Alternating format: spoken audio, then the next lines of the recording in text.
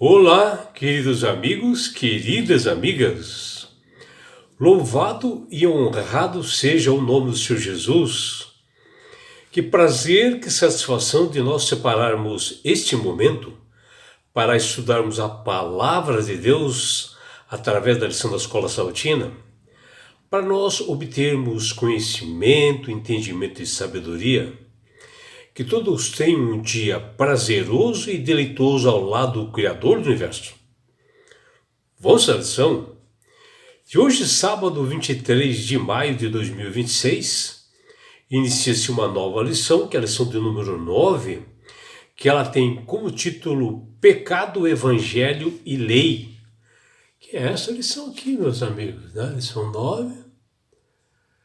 Pecado, Evangelho e Lei.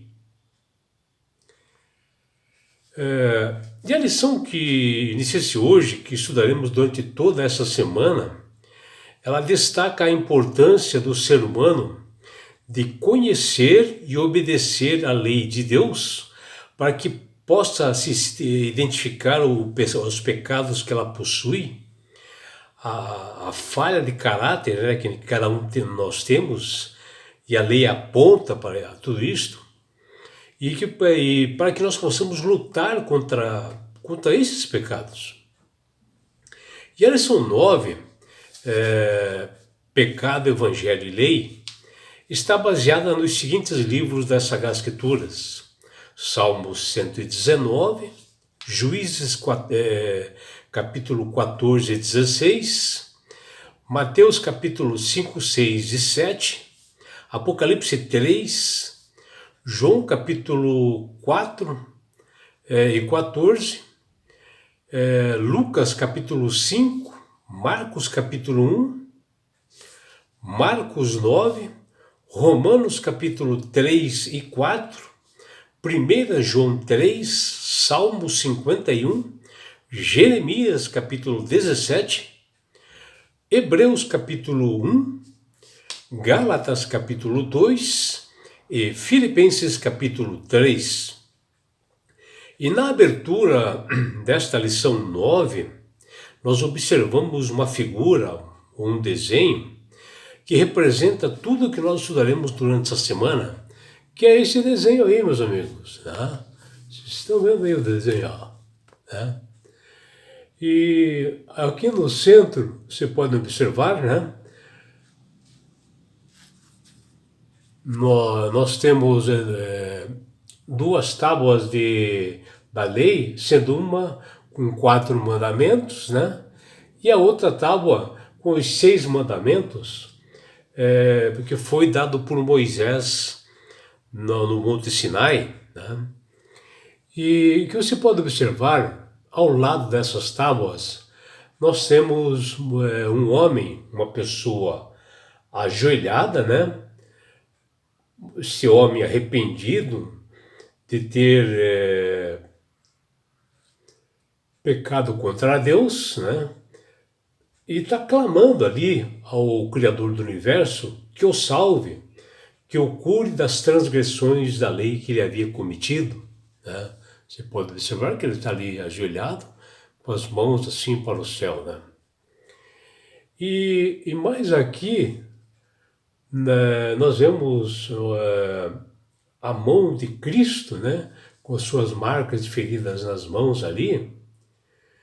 E aqui no seu dedo, aqui, você pode observar, você vê que tem um curativo, né, ou um band-aid, né, simbolizando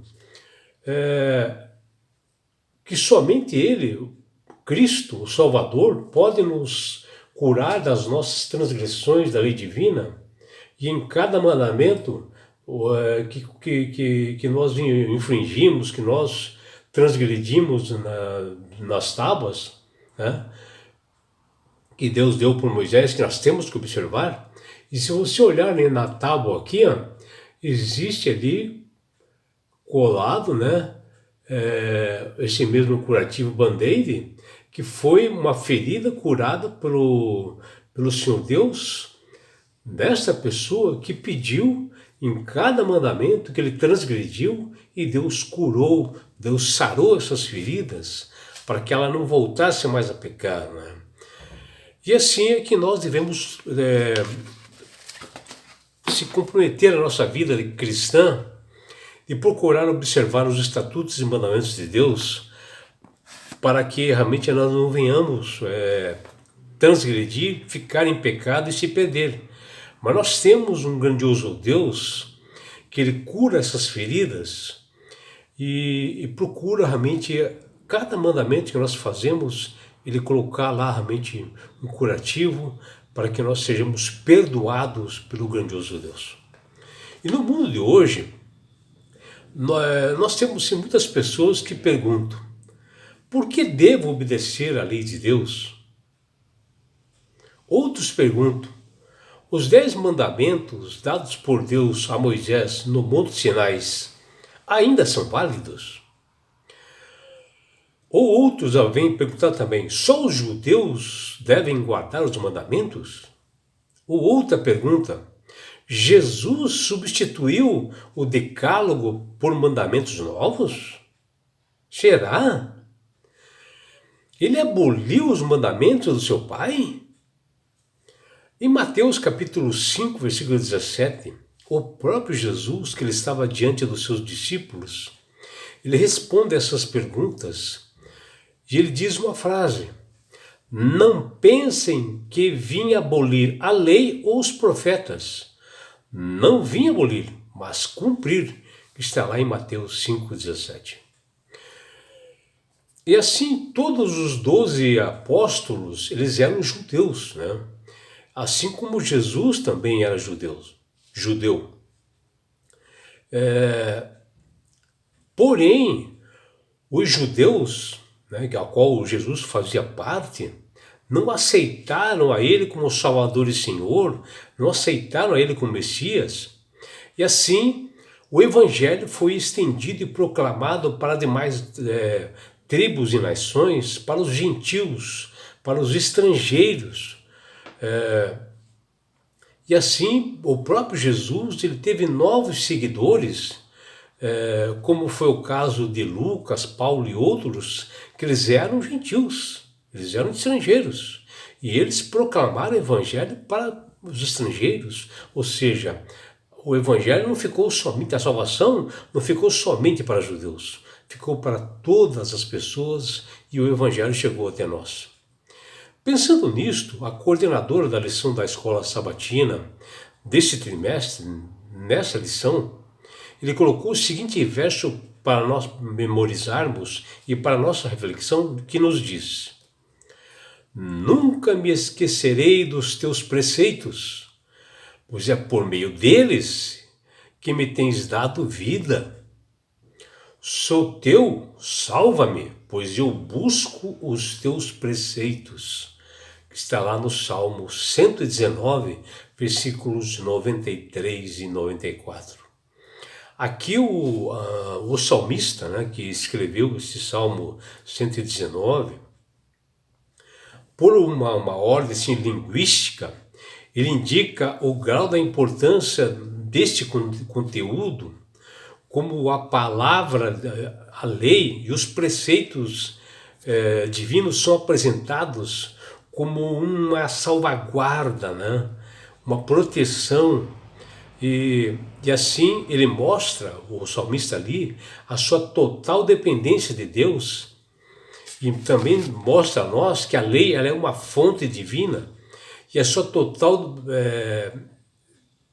dependência dela, que nós precisamos observá-la, porque ela nos aponta que nós somos pecadores, que a lei ela é realmente essa fonte divinal, um reflexo do caráter de Deus, para que nós possamos observar. O salmista fala que os preceitos divinos são instruções de preservação espiritual. Assim, quando menciona preceitos de Deus, se resumem a lei dos 10 mandamentos que ele está falando aqui, o caráter de Deus. Agora, sem qualquer dúvida, né, o pecado é o maior obstáculo para o homem para que ele possa ter um relacionamento íntimo, correto, próximo do Criador do Universo. A transgressão da lei não só nos separa do Senhor, como está lá em Isaías 59:2, como produz mais pecados a cada vez mais. Quando nós cometemos um pecado, nós vamos e cometemos outros mais em decorrência deste pecado. Como fere, como destrói, né? Como engana, como mata, como corrói as pessoas, né? Como foi o caso de Davi. Ele adulterou com Batseba, né? E ele foi lá e ainda matou o marido da Batseba. Quer dizer, cometeu adultério, cometeu morte, e assim vai. O inimigo começa a desenrolar algo terrível na vida das pessoas quando nós cometemos pecados. A batalha espiritual contra o ego, o pecado, é bastante grande em nós, pois traz consequência em todas as nossas áreas que nós temos. E o pior é que o comprometimento da eternidade ao infrator, que ele perde realmente a salvação. Algumas pessoas tratam o pecado como algo normal em sua vida, que vão se tornando péssimo caráter dentro de uma sociedade e eles vão se tornando criminosos cada vez mais. Afinal, faz parte da natureza do homem buscar prazeres nesse mundo caído, né, cheio de promiscuidade, bebedeiras, né, ele busca isto sempre. O perigo é que essas pessoas deem menos importância ao pecado só porque a sociedade se acostumou, se habituou com ele, né, com o pecado, achando tudo isso normal. Muitas das vezes nós cristãos evitamos de falar com as pessoas sobre o pecado para evitar magoar, para não ofender, né, aquela pessoa e não chamar pelo nome o pecado.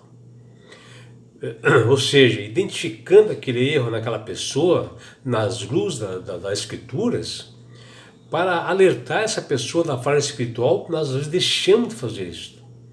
E que na realidade o que Deus pede é que a gente, em particular, que cada um vá corrigir o seu amigo, o seu familiar em particular, não nas redes sociais e colocando em particular. Porém, quando mais procuramos tentar viver em paz, estamos como o pecado. Mais caminhamos para o afastamento de um relacionamento saudável com Deus. A Bíblia diz em Romanos 3:23, pois todos pecaram e carecem da glória de Deus.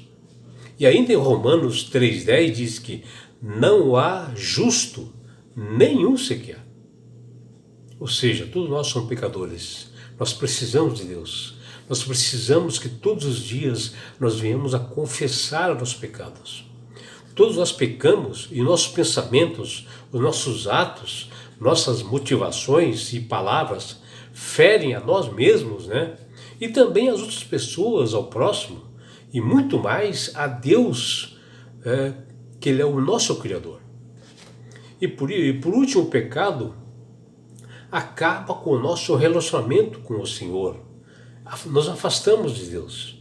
Porém, Deus revelou, por meio de sua lei, que Ele a criou para apontar nossas falhas, as nossas transgressões em nossa vida, e nós temos que buscar e voltarmos para Ele, para termos comunhão, para ser perdoados das nossas falhas. E nessa semana, nós teremos estudos diários e detalhados sobre este assunto da lição 9, com bastante detalhes, se aprofundando em cada item, e entendemos por que Deus nos deu a sua lei, qual a função dela.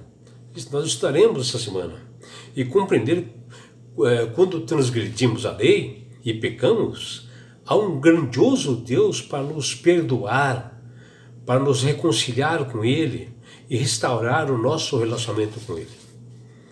Que você, meu amigo, minha amiga, tenha um dia bastante em paz, um dia belo, na presença do Senhor Jesus. É o que deseja seu amigo João Carlos Amorim.